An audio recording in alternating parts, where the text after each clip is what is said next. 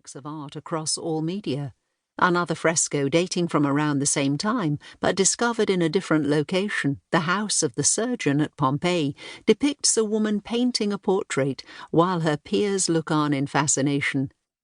It indicates that women living at the time were artistically inclined, not just in private but also in public, and that some even worked as professional artisans. Their work was exhibited in some of the most prestigious institutions in the ancient Mediterranean. According to the ancient Roman encyclopedist Pliny the Elder, from whom we know a considerable amount about famous ancient artists and their notable artworks, a panel painting of the goddess Artemis by the 5th century BCE Athenian artist Timarete was displayed in Ephesus. A painting of a girl by another ancient Greek artist, Irene, could be seen at Eleusis, while a portrait of an elderly woman plus a self-portrait painted with the aid of a mirror by the 1st century BCE Roman artist Aia of Cyzicus were exhibited in Naples.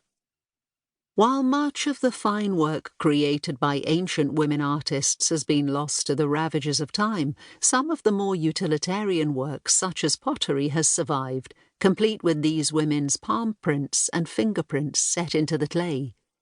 The type of ancient women about whom someone might actually want to attempt to write a biography or be interested in reading a biography about are particularly difficult to come face to face with. Successful women, that is, women who were considered successful in the eyes of their male peers, are virtually invisible in the ancient historical record because if all went to plan and they discharged their duties appropriately, there was no need for anyone to mention them.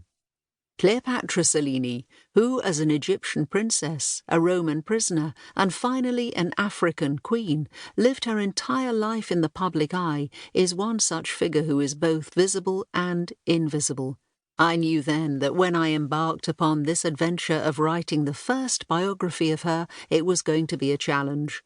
So in addition to the literary, documentary, archaeological and bioarchaeological evidence that one might expect an ancient historian and archaeologist such as myself to use, I have also included a lot of contextual information in an attempt to fill in the inevitable gaps.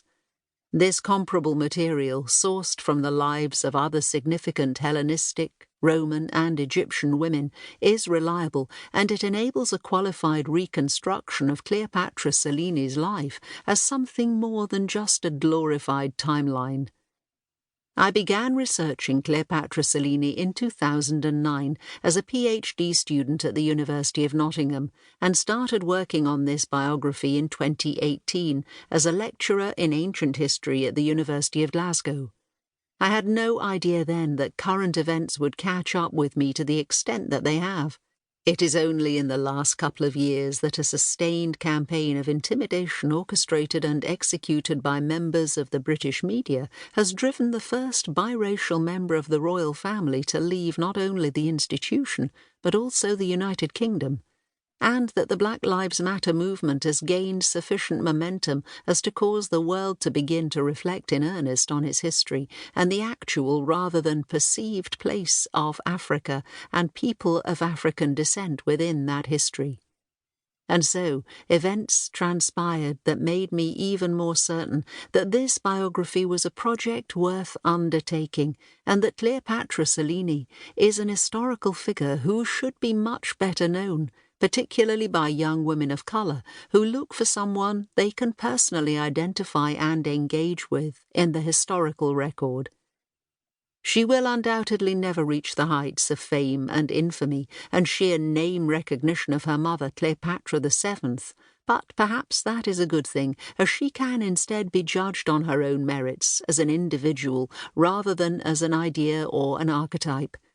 And an individual with a trajectory like Cleopatra Selene's, who was born a princess of one of the most ancient kingdoms in the classical world, only to lose her entire family, her birthright, and her rank, and become a Roman prisoner, and succeed in being crowned queen of an entirely different and brand new kingdom, and rule it successfully for 2 decades, must have had merit indeed. What follows is her story.